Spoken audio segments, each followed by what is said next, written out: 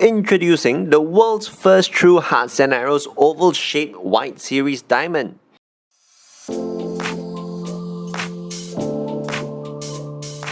Have you guys ever wondered why we refuse to sell ovals for the last 10 years?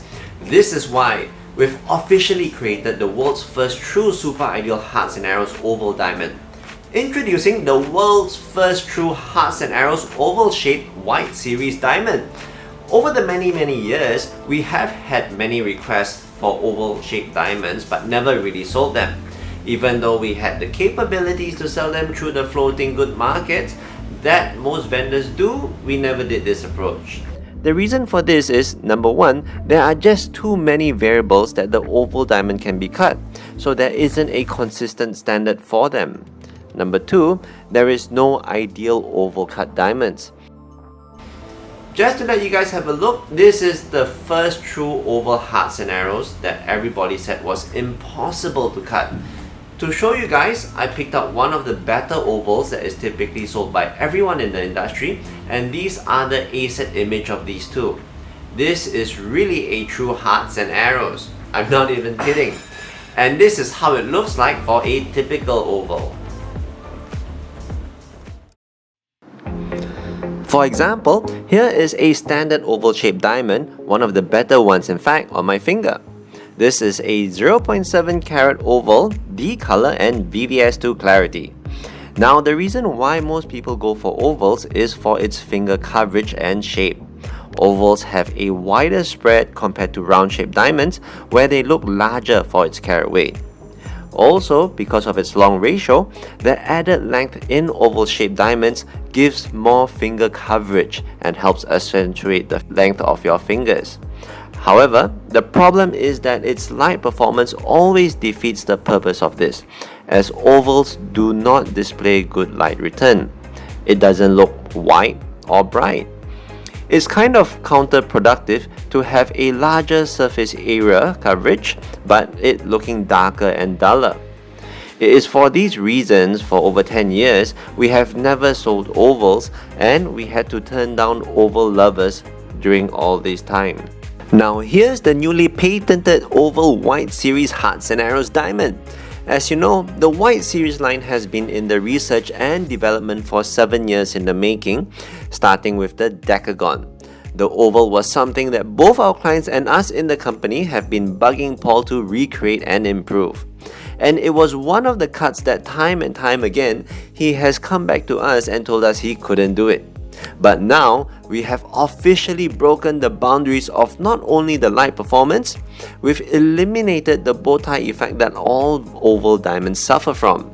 An oval that has both finger coverage and light performance that surpasses the super ideal cut ground, based on its brightness, fire and scintillation.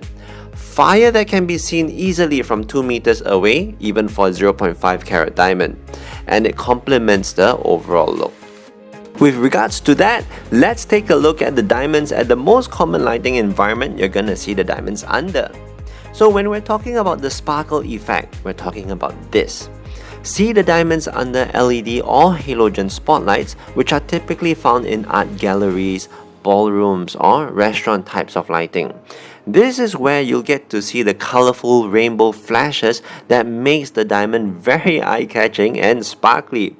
Now, when you compare this to the standard oval, you'll notice that it has much smaller fragmented fire and scintillation that you can barely see. And you'll find the center portion of the diamond looking very dark, which is due to the bow tie effect that all oval diamonds have. Imagine this is the normal viewing distance. This complements the fact that oval lovers want the finger coverage. And in order to have that finger coverage, you have to see the larger flashes of fire, which ovals generally don't produce.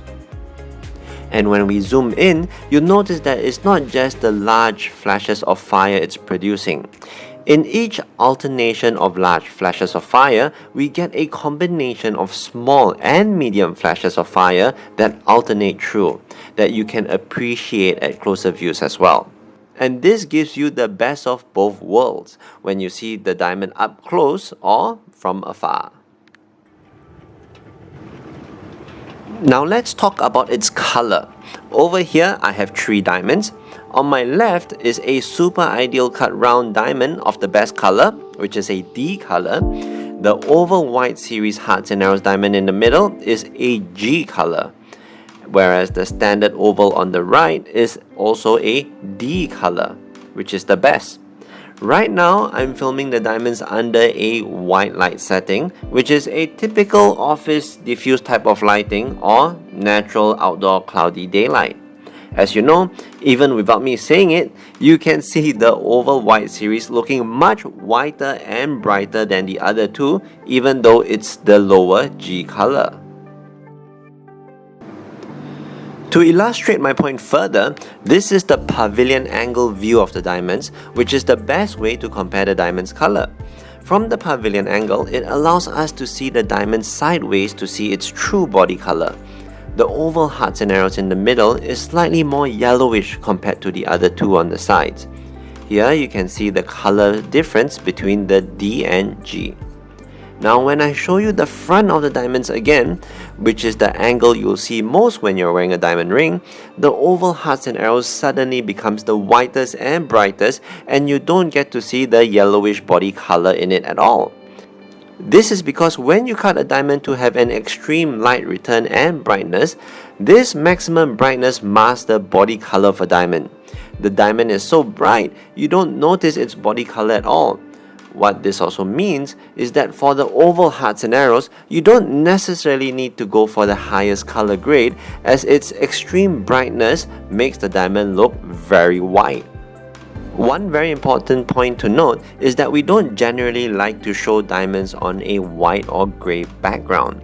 This is because when a diamond has massive light leakages, you are literally seeing through the diamond like a glass window. What this means is that on a white or grey background, diamonds of bad light leakages would still appear very white or grey because you are seeing through the diamond into the background color. This gives the buyer a misconception that the diamond looks better than it truly is. Now look what happens when I place these same diamonds on a black background. See the big difference? The oval white series still remains white and bright thanks to its highlight return, but if you look at the standard oval, you notice that it appears much darker and duller. That's because you are seeing through its light leakages into the black background. Here's how the certificate of the oval white series hearts and arrows look like. And if you didn't know, this is the world's first ideal cut oval shaped diamond certified with AGS. AGS, being the strictest, if not one of the strictest lab in the world, failed many of Paul's designs before. They could not have passed them as they did not have a system to grade an ideal oval cut.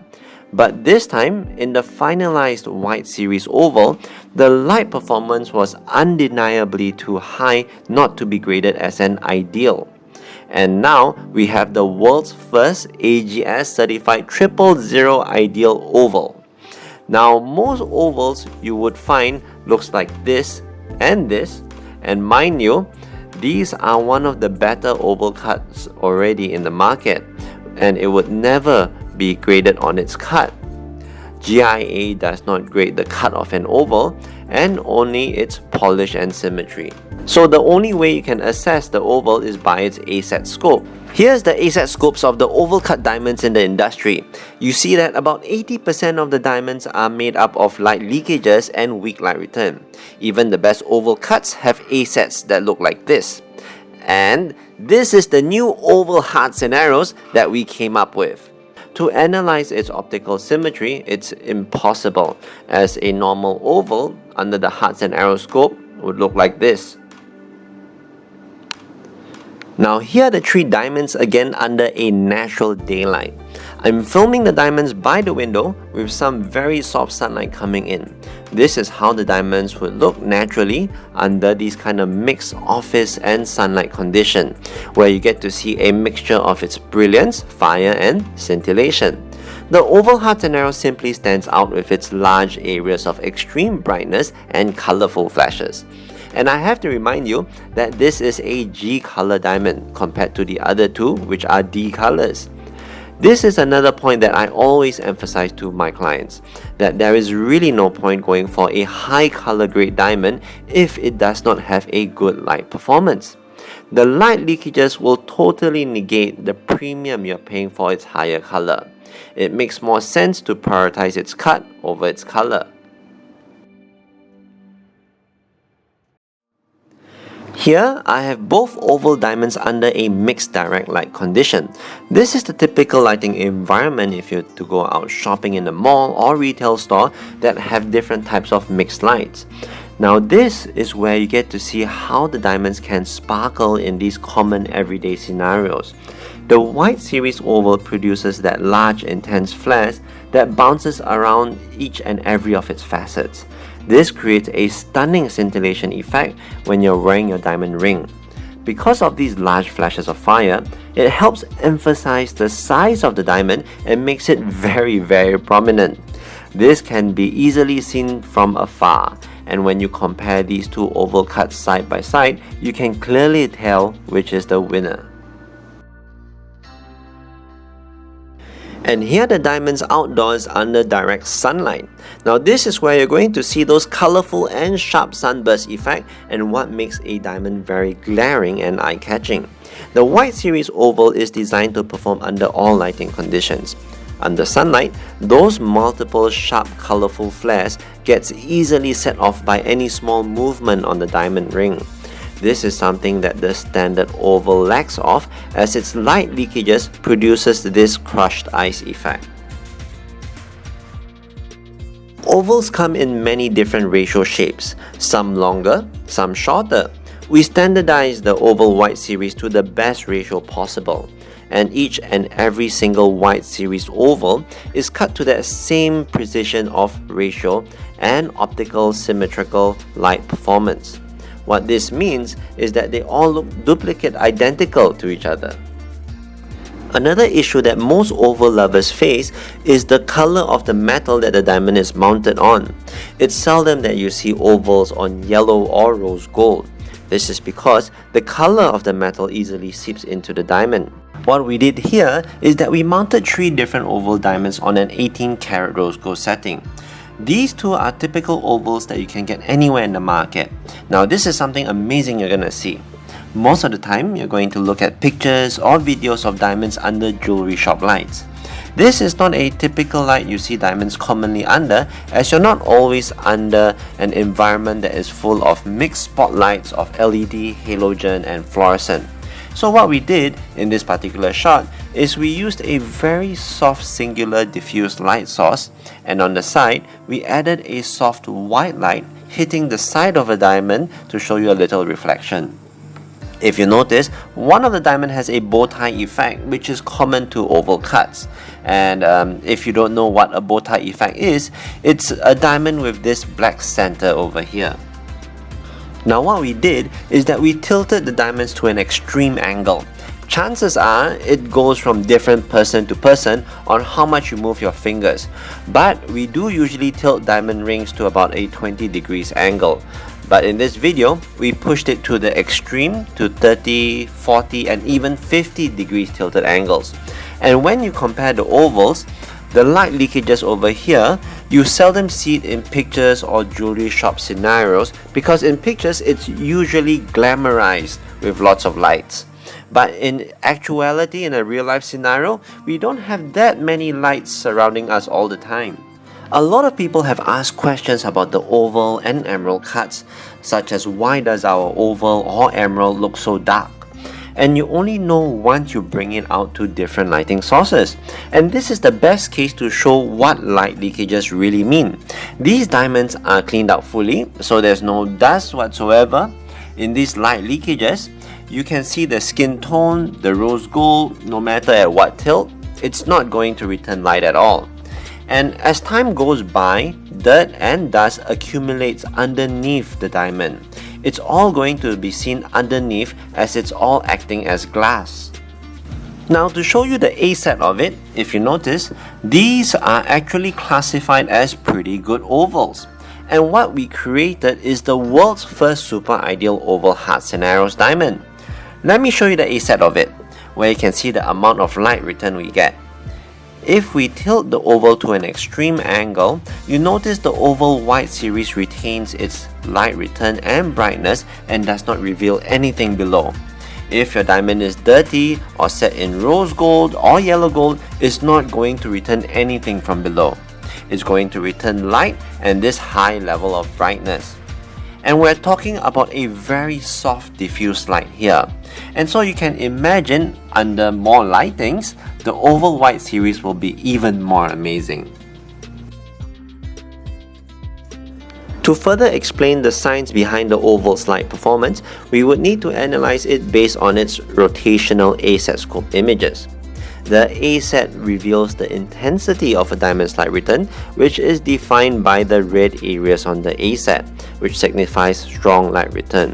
The green areas are weak light return and white areas are full light leakages. Even at tilted angles, the oval hearts and arrows retain its high light performance. This helps mimic a real-life scenario when you're wearing a diamond ring, as your hands are always moving and people are going to view your diamond at different angles. The oval was one of the most challenging designs for Paul from a technical standpoint, simply because there is nothing even to refer to or anything like it before. Over the years, there has been a growing trend of ovals that has not been stopped. The science behind the oval is very different from the decagon. If you have watched the decagon FAQ video with Paul, in the link below, we would deep dive into the next oval diamond video that has given him the biggest challenge to design in the white series line. In the meantime, if you have any questions, feel free to let us know and we will try to answer them in the next oval FAQ technical video. Thank you for watching.